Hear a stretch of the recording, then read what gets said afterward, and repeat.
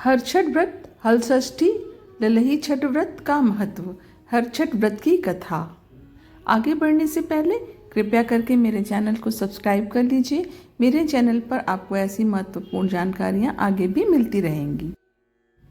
भाद्रपद माह के कृष्ण पक्ष की षष्ठी को यह पर्व भगवान श्री कृष्ण के ज्येष्ठ भ्राता श्री बलराम जी के जन्मोत्सव के रूप में मनाया जाता है।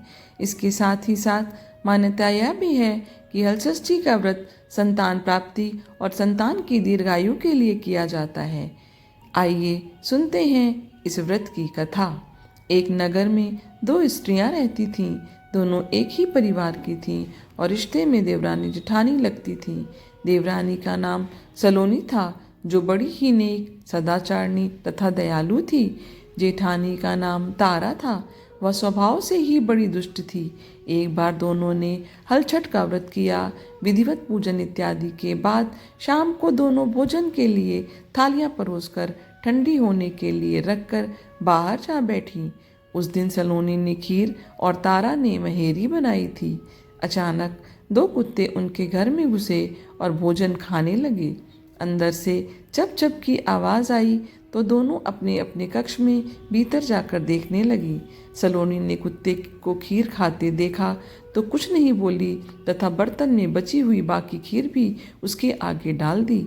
लेकिन तारा थाली में मुंह मारते कुत्ते को देखते ही आग बबूला हो गई। उसने कमरे का द्वार बंद कर लिया और फिर डंडा लेकर कुत्ते को इतना मारा कि उसकी कमर ही तोड़ डाली। कुत्ता अधमरा होकर जैसे तैसे जान बचाकर वहाँ से भागा। दोनों कुत्ते जब बाहर मिले तो एक दूसरे का हालचाल पूछने लगे। जो कुत्ता सलोनी के यहाँ गया था बोला, मैं जिसके कक्ष में गया था वह स्त्री तो बड़ी ही भोली है। मुझे खीर खाते देखकर भी उसने कुछ नहीं कहा, बल्कि बर्तन में खीर खत्म हो जाने के बाद उसने उसमें और खीर डाल दी ताकि मैं भरपेट खा सकूं। उसने तो मेरी आत्मा ऐसी तृप्त की है कि मैं उसे बार बार आशीर्वाद दे रहा हूँ। मेरी तो ईश्वर से यही कामना है कि मरने के बाद मैं उसी का पुत्र बनूं और जीवन भर उसकी सेवा करके इस ऋण को चुकाता रहूं। जिस प्रकार उसने मेरी आत्मा को तृप्त किया है, उसी प्रकार मैं उसकी आत्मा को तृप्त और प्रसन्न करता रहूं। अब तुम बताओ, तुम्हारे साथ क्या बीती? लगता है तुम्हारी तो वहाँ खूब पिटाई हुई है। दूसरा कुत्ता बड़े ही दुखी स्वर में बोला, तुम्हारा अनुमान ठीक ही है भाई। आज से पहले मेरी ऐसी दुर्गति कभी नहीं हुई थी। पहले तो थाली में मुंह मारते ही सारा जबड़ा हिल गया।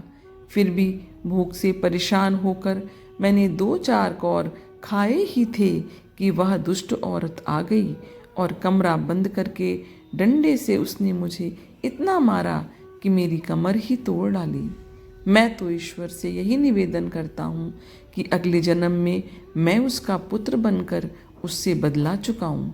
जैसे उसने मार मार कर मेरी कमर तोड़ी है, वैसे ही भीतरी मार से मैं भी उसका हृदय और कमर तोड़ डालूं।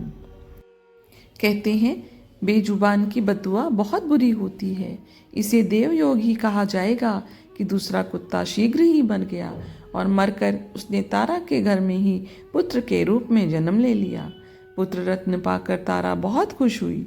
पुत्र को लेकर उसने अपने मन में बड़े बड़े मंसूबे बांध लिए।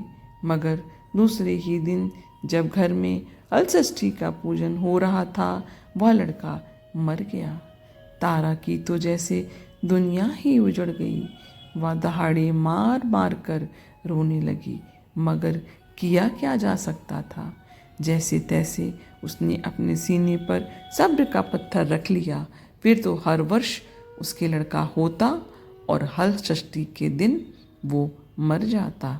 जब 3-4 बार ऐसा हुआ तो तारा को इस पर कुछ संदेह हुआ कि आखिर मेरा लड़का हलषष्ठी को ही क्यों मृत्यु को प्राप्त होता है।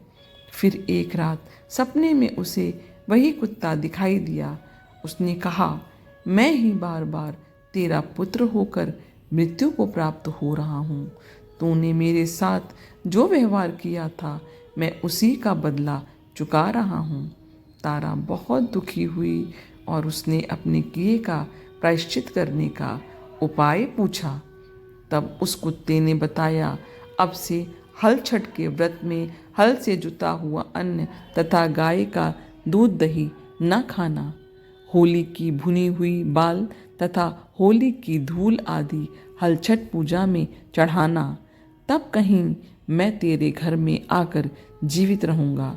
पूजा के समय यदि तारक गण छिटके तो तू समझना कि अब मैं यहाँ जीवित रहूँगा। तारा ने वैसा ही किया और इस हलषष्ठी के व्रत के प्रभाव से उसकी संतान जीने लगी। तभी से संतान कामना और सुख सौभाग्य के लिए यह व्रत किया जाता है। हर हर महादेव। हर हर